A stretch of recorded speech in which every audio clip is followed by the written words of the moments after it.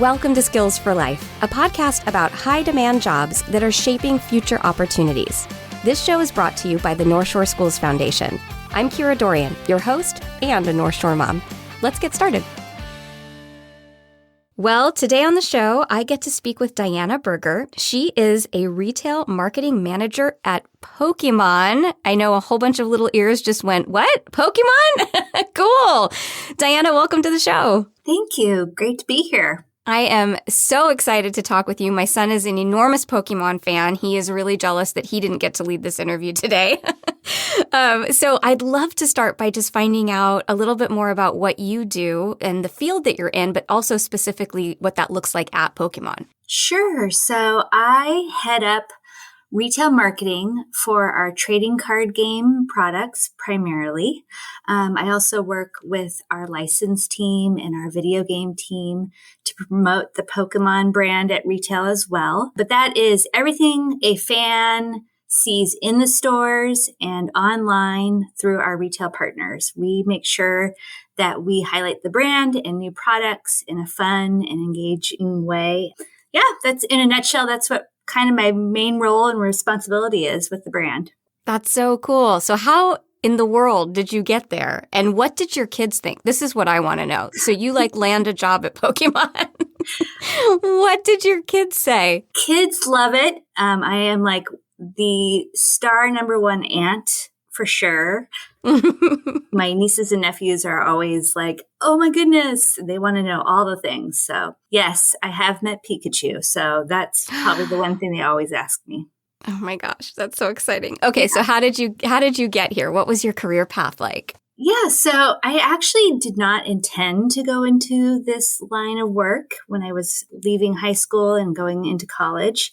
I got my degree in communications and political science with the intention of becoming a broadcast journalist. After doing some internships, I quickly realized that wasn't necessarily what I wanted to get into. And so right out of school, I actually was able to land a job with Nike. And that kind of opened my eyes to the world of retail and marketing in retail. And I was in the sporting goods industry for a number of years.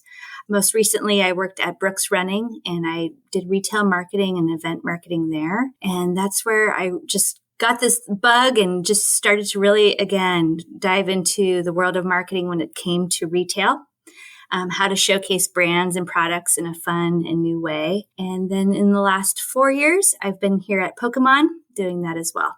Wow, that is really cool. My husband is in marketing, but a different kind of slice of it. And I think the retail marketing is really an interesting field because that's so much about the thing we're touching, right? And how it's presented to the consumer so that they pick it up and buy it, right? Yeah. You know, what's fun about retail marketing is it crosses over into advertising, in-store displays, merchandising, social media, like all of those different kind of areas of the marketing mix go into play. And we kind of create this fun consumer experience through all those different platforms. Wow, that's really exciting. Okay, so tell me a little bit about how you see just the whole marketing world transforming over the next 5 to 10 years as our students are coming into the workplace. What do you think they're going to see and experience that might look a little different than it does today? Well, there definitely is a shift to a lot more things being done online and through social media. Influencers are playing such a huge role in how we learn about products and digest content. So I think those things you're going to start to see more and more being used by consumer brands and retailers alike. There's a lot more direct to consumer marketing that happens from the brand themselves. So that's kind of a change. In the past, most people would learn about new products through a store or a retailer. So again, it's kind of a partnership between the retailer and the brand itself in presenting new things to the consumer. So that's one thing that I see changing. The other is, thanks to COVID and things being closed for a while, our consumer habits changed. And so there is lots of new ways to shop. You can buy online and pick up a store. You can go and just do it all solely online and have it delivered to your home. And then there's still the option, of course, to go and visit in store in person, and get that, firsthand experience with someone there in the store. So how did that change the work that you're doing? If my consumer habits have changed and there's less happening in store and more of these other options, what did you have to tweak as marketing manager to adjust to that? Developing more content became a big need thanks to COVID and people shopping online. So it was really interesting to see retailers all of a sudden wanting videos of products. They wanted more images of products. They wanted to have people do unboxings of products. So those types of new things have come up to showcase to the consumer what we're trying to promote. Wow. Yeah, that makes a ton of sense in how you then have to shift what you're providing, right, for the marketing. That's really interesting. So what kind of student do you think or person suits this job? What kind of maybe natural skills do they have, or skills should they be developing if they are interested in getting into marketing? Yeah, I think if you're interested in the marketing field, naturally you have an excitement for either a category of a product or a medium in which a product is promoted. So it might be that you have been attracted to kind of the world of influencing and being, on TikTok and YouTube and doing videos and like that. Well, that parlays really well into a marketing profession down the road. That's basically what we do for the brands and the products. So if there's an interest there, that might be something that you might want to consider as a career as well. Wow, that's very cool. Okay, so if students are interested and maybe feel like they fit that description, what kind of classes should they be taking? What should they study if they go on to higher education? Do they need to go on to higher education?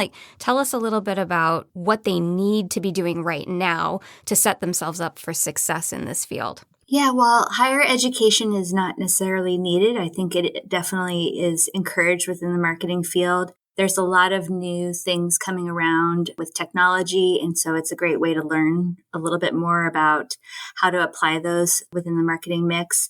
I will say too, though, I've seen and worked with many people that started working in a retail store and kind of built their career through that, but that takes maybe a little longer. But in terms of classes, whether it might be something specific to marketing, like an advertising class, business classes are great. You want to understand kind of the consumer mindset a little bit, human behavior. So psychology classes are also important to kind of take when you're in school. I would say then the final thing is having strong verbal and communication skills. So again, English majors, I see a lot of people that have English degrees working in marketing as well. It's amazing how much that has been a through line on this show. Communications. Yep. Almost every profession has said, make sure you know how to communicate.